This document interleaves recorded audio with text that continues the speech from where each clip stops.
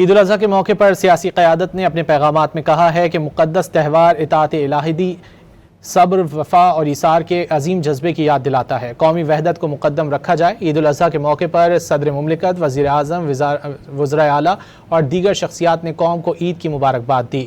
صدر مملکت نے عید الاضحیٰ کے موقع پر اہل وطن اور امت مسلمہ کے لیے اپنے پیغام میں کہا کہ نفرت و تقسیم کے بجائے محبت، برداشت اور مکالمے کو فروغ دیا جائے۔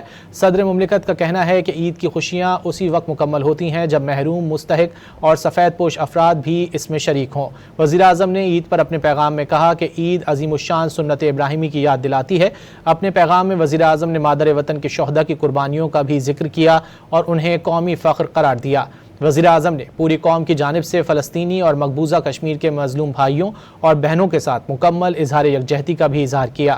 وفاقی وزیر داخلہ محسن نقوی نے اپنے پیغام میں کہا کہ وطن عزیز پر جانیں نچھاور کرنے والے بہادر سپوت قوم کے حقیقی ہیرو ہیں۔ دیگر سیاسی رہنماؤں نے بھی قوم کو عید کی مبارکباد پیش کی۔